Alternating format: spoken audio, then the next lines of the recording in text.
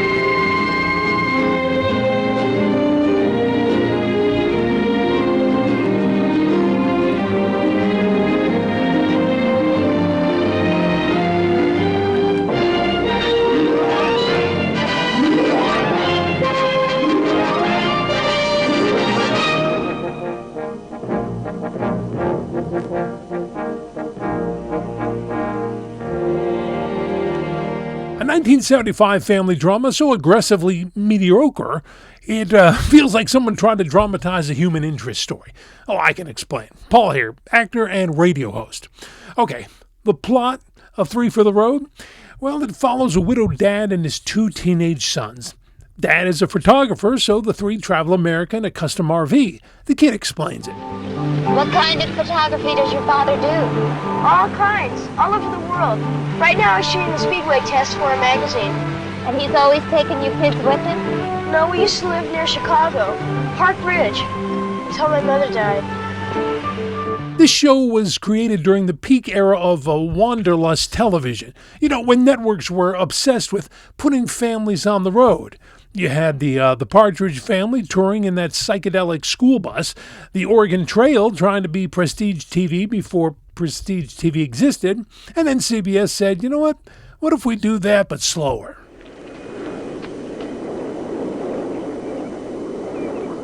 What was that all about? What it was about was, it looked like you 2 were going to wind up in jail or the hospital, whichever was closer. Well, John saw what happened. He could tell you I didn't do anything on purpose. Yeah, he's right, Dad. I don't know what was with that big guy.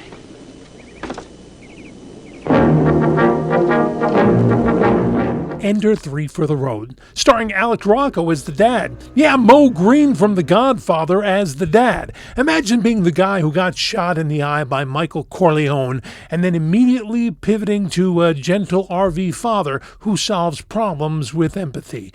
That's range. I'm wondering if you know the Parsons family. Lands, I suppose I do. Not much of a family anymore, though.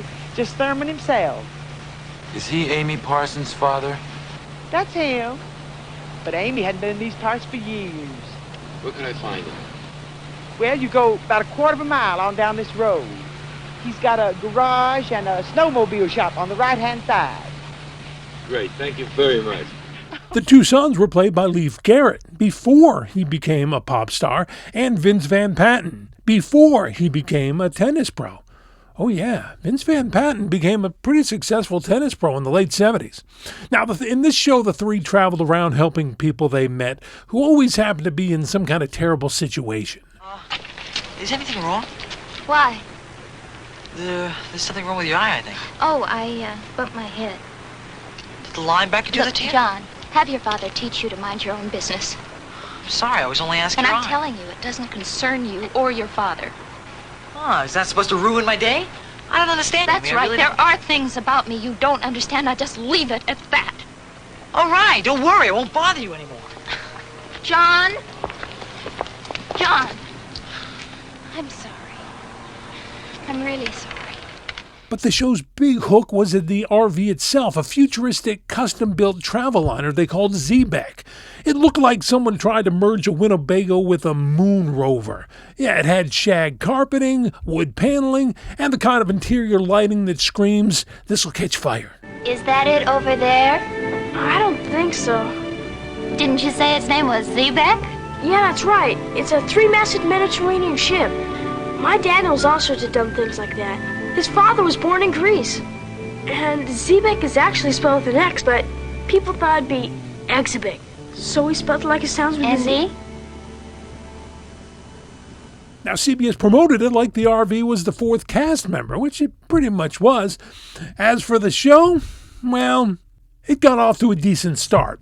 The pilot episode was directed by none other than Barry Crane. Yeah, the legendary TV director who also happened to be one of the greatest bridge players of all time.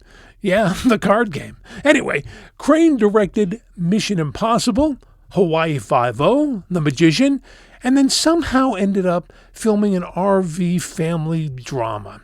Well, it did include some stunts.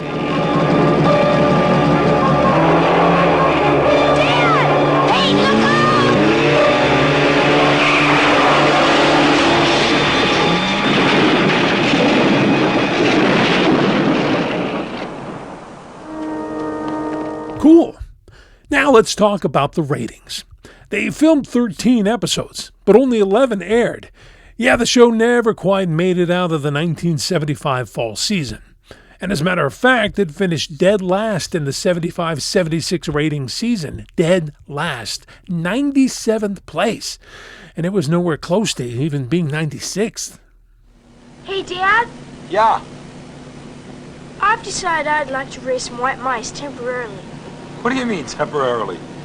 Well, I think it'd be a good thing for me to do until I get old enough to get interested in sex.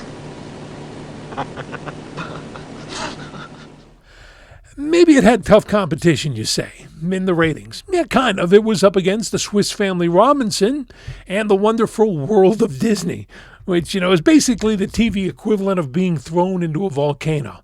Yeah, you're not beating Mickey Mouse, not in 1975.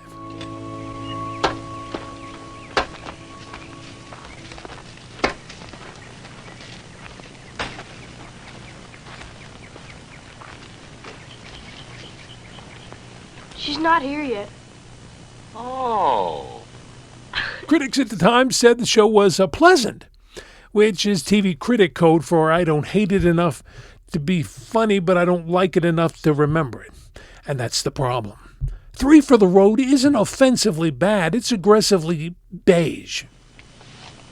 This is WZA 7482. We copy. How you doing, Zebek? I'm supposed to tell you, Lazy says there's a payday for you in Dallas. Got it, Trump. Thanks. WZA 7482, off and clear. Who's lazy? Ladenburg, it's a publishing house. Does that mean we're going to Dallas after you finish here? Well, I'll call them tomorrow and see what it's all about. It's the TV version of a saltine cracker. It's the kind of show you'd watch in a waiting room and then forget about it before your name's called. But because of this show, well, the show's failure, a legendary show was put in place. That in a moment. Hey, please share, like, and subscribe for more retro TV forgetfulnesses. All right, because 3 for the Road tanked so hard, so badly, CBS decided to make a historic scheduling gamble. They scrapped 3 for the Road and moved their hard-hitting news magazine into that 7 p.m. Sunday night slot. That was 60 Minutes. It worked in a big way. 60 Minutes became a ratings juggernaut and a permanent Sunday night institution for, decades to come. Now, back to 3 for the Road. Yeah, in the grand tradition of forgotten 70s curiosities, it's a perfect candidate for Worst Show of the Year because it represents a very specific kind of failure. The failure of being, not really being anything. You know what I thought we'd do? Head out toward Nebraska. I'd like to show you where your mother grew up. Maybe get some shots for the book. Good. It wasn't terrible. It wasn't great. It was just there. A show that drove across America and somehow it left no footprint. So buckle up, grab your Traveliner brochure, and hit the road with a show that stalled out before it ever even left the driveway. I mean, think of all the things that have happened since we've been out on the road. So why would I feel sorry for myself? I'd rather be here with you two going someplace in Seebeck than anywhere else in the world. Kid's got taste. Well, how many people can say that? Do you remember it? If so, did you like it? Was it the worst show of 1975? Please let me know everything and more in the comments. Also, please like, subscribe, and take a look at my video on the worst show candidate of 1998, Wind on the Water. I'm at Bo Derek.